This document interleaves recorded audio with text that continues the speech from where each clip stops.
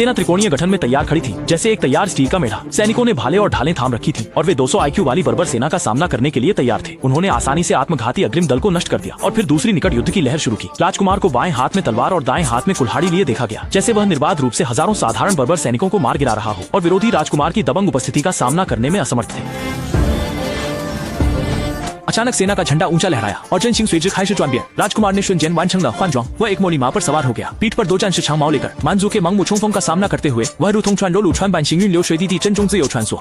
उसी समय हुजी और भी उन्नत उपकरण लेकर आया। एक शुद्ध सोने से बनी शेर के सिर वाली रथ पर सवार होकर बहादुरी से आगे बढ़ा। रथ के सामने एक पवन चक्की उपकरण रखा था। जैसे ही हुजी दुश्मन के शिविर में घुसा, अनगिनत बर्बर लोग पल भर में चूर चूर हो गए। वह जैसे मौत का देवता बनकर आया हो, दुश्मनों की जानें पागलपन से काट रहा था। जैसे जैसे युद्ध का लाभ बढ़ता गया, बर्बर सेना को लगातार पीछे हटना पड़ा।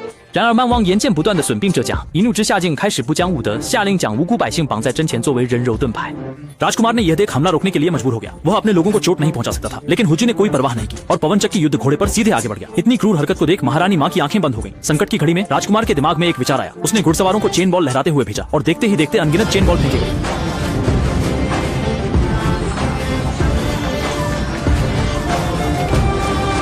सभी नागरिकों के पैर घोड़ों से बांध दिए गए थे, जिससे वे समर्थन खोकर जमीन पर गिर गए और उनके पीछे के सभी बर्बर लोग उजागर हो गए। जब तक बर्बर राजा को समझ में आया, तब तक घुड़सवारों की तीरों की बारिश हो चुकी थी और बर्बर सेना को भारी नुकसान हुआ। घुड़सवारों ने इस मौके का फायदा उठाकर दुश्मन के शिविर में प्रवेश किया और बचाए गए नागरिकों ने आभार भरी नजरों से देखा। दोनों पक्ष फिर से एक भयंकर युद्ध में उलझ गए। हालांकि बर्बर राजा, जो क्रोध में था, अपनी अंतिम चाल की तैयारी कर रहा था।